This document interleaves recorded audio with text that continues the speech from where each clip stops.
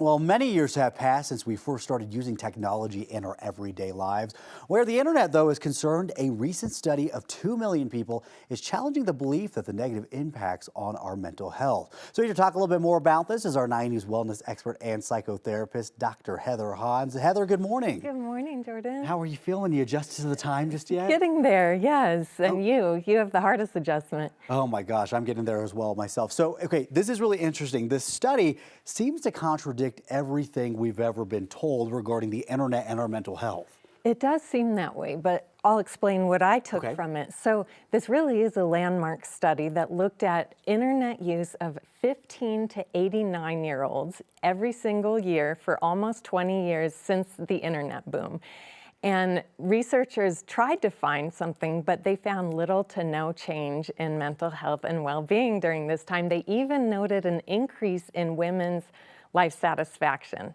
So all of these studies that we've heard about inappropriate use of internet are true, and I think this study points to the fact that it's how we use it, because there have been a ton of studies showing that mental health issues are actually what cause or influence people's internet behaviors. Interesting. Okay, can you elaborate on that a little bit more? Yes, so we're looking at the root cause. So one thing that they found is multiple studies have shown that people with anxiety, depression, loneliness, or low self-esteem tend to be on the internet more frequently. They tend to share more of their personal life more frequently, and attachment styles too can influence how people use the internet, and people with high neuroticism and high anxiety have been found to be more prone to internet addiction. Interesting. Yes. Then we have people with anger issues and personality disorders, and they are more prone to the trolling behavior.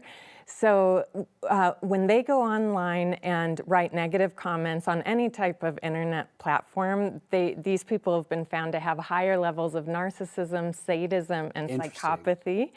People who just rant online are shown to have higher levels of anger. And then also people who have a negative mindset have been found to have an urge to seek out negative, upsetting content online. Really? Yes. Okay, fascinating. So because we obviously get angry emails here, and we say that all the time. We say, look, you know, wish them well. Something's got to be going on in their lives, because typically when you're happy, you might reach out to wish somebody well or tell somebody some happy thoughts, but you very rarely project that negativity if you are happy yourself. Exactly, and that's why I like how this study kind of makes us think about the root cause. Okay. And on a positive note, people who are conscientious tend to use the internet appropriately. They don't overuse it. They tend to be well-planned and organized with how they use it.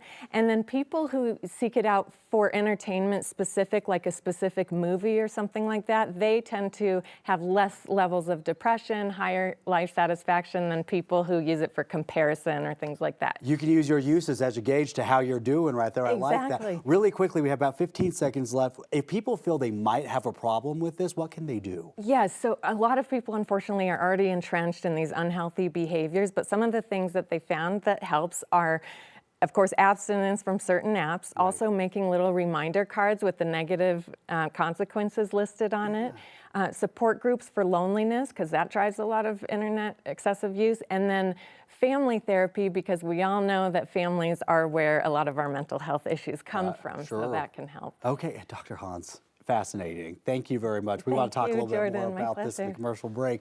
Right now.